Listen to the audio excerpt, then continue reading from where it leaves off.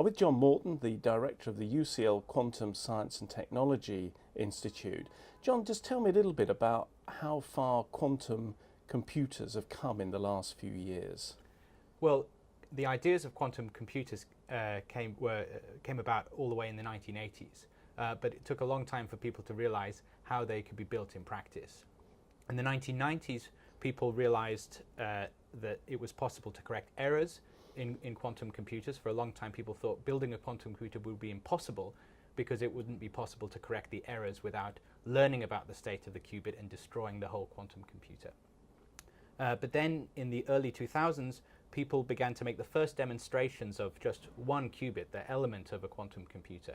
And then in the past, say, 3 or 4 years, people have begun seriously wiring these up to make quantum integrated circuits. And now we're at the stage where we have quantum computing chips that are at the level of around 20 qubits, and we're expecting between 50 and 100 to be demonstrated later this year.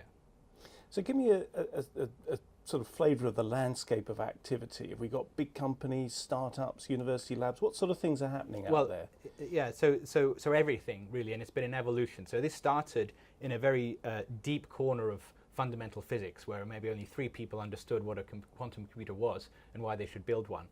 Then it expanded into the experimental physics labs, like my lab, and people began learning about these ideas and trying to think about how to build them, but it was still very much university focused. And then as things progressed closer to the point where you could imagine chips and commercialization, more and more research organizations and companies got involved. Actually, IBM has had a long history in this area, but other companies, household names like Google, Microsoft, Intel, all have serious quantum computing efforts. But one of the exciting things is that really quantum computers are offer a fundamentally enhanced computing performance, and they're allowing new players to come in and disrupt the market. So Silicon Valley has dominated the conventional computing area, but we're all asking, where's the quantum valley going to come about? And there's real scope for startups that are appearing in the US, but also in the UK, trying to be the ones to build the first truly useful quantum computer. So finally, just tell me, when do you think we're all going to have a quantum computer in our pockets? Well, in the pockets is a big ask. I'll tell you why. The leading methods to build a quantum computer require cooling chips down to a few hundred millikelvin or less, actually more like 10 millikelvin. So that's 100th of a degree Kelvin above absolute zero, way colder than space. Right. And actually, I've just come from installing a system in my lab this morning. So I can tell you that they're very large systems, maybe 3 meters high. You can imagine the infrastructure needed to cool something, make something so cold. So that's not going to fit in your pocket anytime soon. But what we've noticed is cloud computing.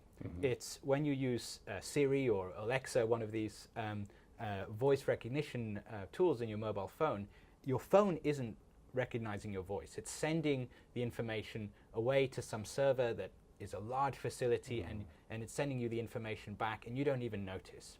And so we'll be carrying the power of quantum computers in our pockets, even if we're not actually carrying the quantum computing hardware. And would you dare hazard a guess at when we'll first have access to true quantum computation? So we think that there'll be a milestone reached this year, which is the milestone of quantum advantage. Also, some people call it quantum supremacy. And that's the first point at which a quantum computer can solve a problem that a classical computer, a conventional supercomputer today, can't solve. But the small print, or it should be large print, is that's not going to be a useful problem. That's a computational problem which is designed to favor the quantum computer. People think then that it'll be a useful stepping stone to develop useful quantum software. I would say optimistically, people think that useful quantum software will run on hardware in the next 3 to 5 years, but it's going to be very niche applications, early stage, and people are looking into the sort of 10 years plus for more of the mass market or wider applications of quantum computers. John, thank you very much. Pleasure.